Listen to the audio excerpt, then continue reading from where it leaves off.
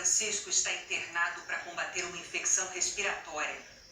Esta foto já mostra a expressão de dor do Papa Francisco antes dele subir no Papamóvel.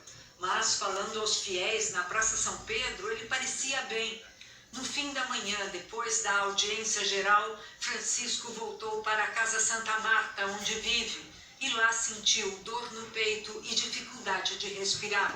Foi levado para o Gemelli, o Hospital dos Papas. O porta-voz do Vaticano, Matteo Bruni, a princípio anunciou que o pontífice iria fazer exames de rotina marcados anteriormente. Depois informou que ele tinha recebido um diagnóstico de infecção respiratória, mas excluiu a Covid. Bruni revelou que nos últimos dias Francisco já vinha sentindo muito cansaço.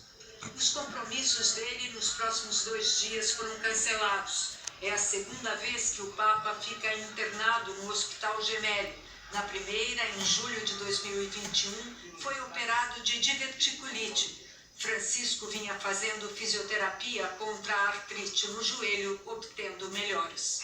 No Vaticano, aparentemente, não há uma preocupação excessiva com a saúde do Papa. Francisco foi submetido a exames de sangue e a primeira tomografia do pulmão não teria revelado nada de alarmante.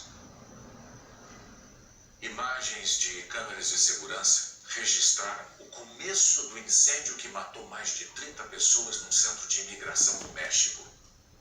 Os homens dentro da cela tentam chutar a grade para abrir a porta. Os guardas do lado de fora percebem que o fogo começou. Se movimentam, mas logo saem da sala. Depois disso, a fumaça toma conta do lugar.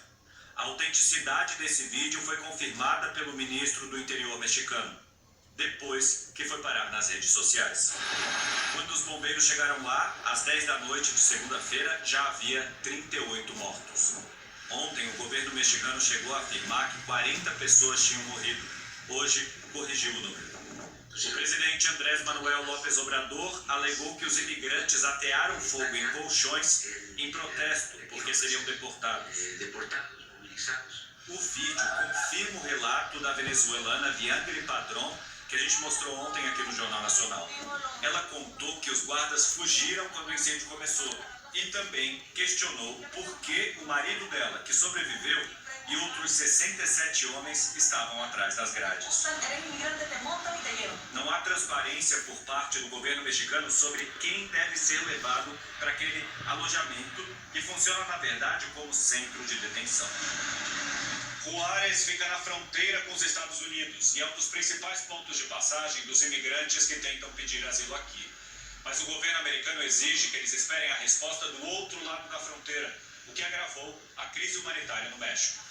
Hoje, em resposta a uma pergunta da correspondente Raquel Krahenbull, o conselheiro de Segurança Nacional da Casa Branca, John Kirby, disse que o presidente Joe Biden tem tentado abrir caminhos para que os imigrantes entrem de maneira legalizada e segura nos Estados Unidos.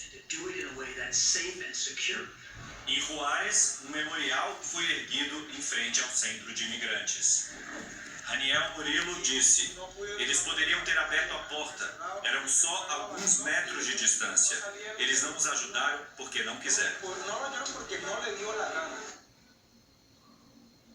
Os técnicos da Agência Internacional de Energia Atômica voltaram hoje à maior usina nuclear da Europa. Escoltados por veículos militares russos, os inspetores da Agência Nuclear da ONU chegaram hoje em Zaporizhia. Eles devem reavaliar os sistemas de segurança e os danos causados pelo conflito. A maior usina nuclear da Europa está sob o controle de Vladimir Putin desde março do ano passado. Moradores da região dizem que a presença da equipe da ONU é sempre um sinal de esperança. Eu quero que essa guerra acabe logo, afirma esse homem. Eu quero paz para que meu filho possa crescer aqui. Mas os primeiros resultados da perícia não são nada animadores. A situação de Zaporizhia não está melhorando, declarou o diretor da Agência Internacional de Energia Atômica. Rafael Grossi afirmou que os ataques nos arredores da usina têm sido mais frequentes, o que aumenta a possibilidade de um desastre nuclear, to agree on certain principles. Ele pediu mais uma vez que Rússia e Ucrânia firmem um acordo de não agressão em Zaporíjia.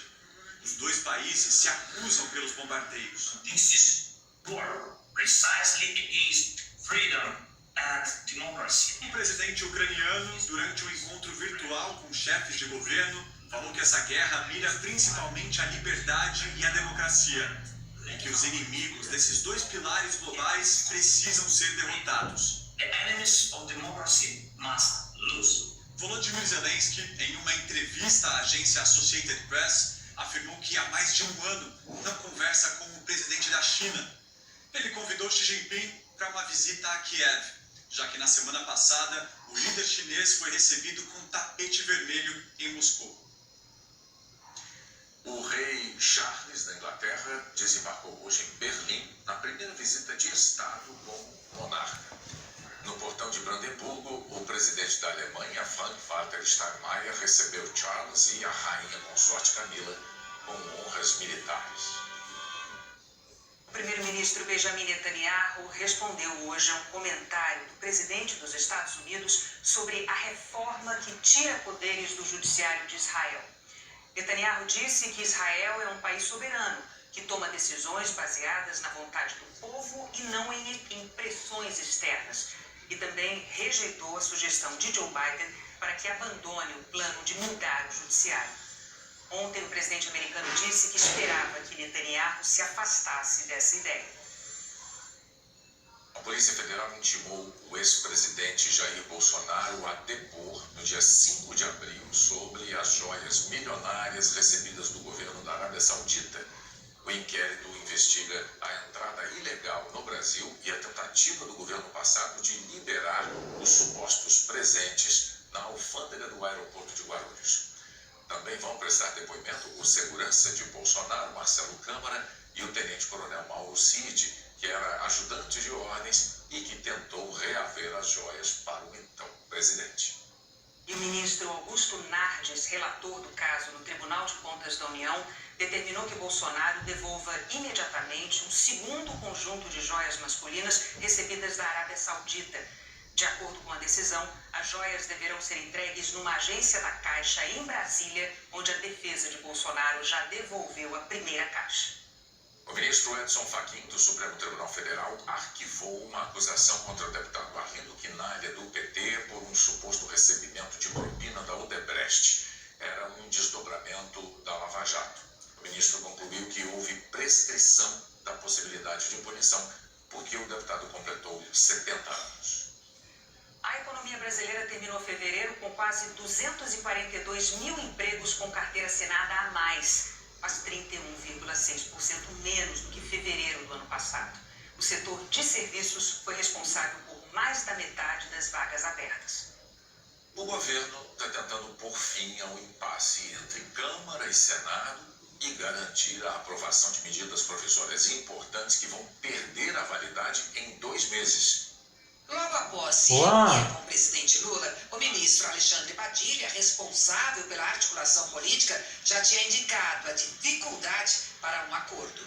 Você tem que reacomodar, reorganizar o calendário de votações no Congresso Nacional. Para facilitar a tramitação durante a pandemia, as MPs foram direto para os plenários, sem passar pelas comissões mistas. O presidente da Câmara, Arthur Lira, do Progressistas, queria que continuasse assim. Os senadores reclamam da falta de tempo para a discussão e querem que a tramitação passe pelas comissões, como determina a Constituição. Os líderes da Câmara propuseram que as discussões das medidas passassem a ter prazos e que as comissões mistas tivessem uma proporção de 3 deputados para cada senador, já que a Câmara tem mais parlamentares. Hoje, as comissões mistas das medidas provisórias são formadas por 12 senadores e 12 deputados.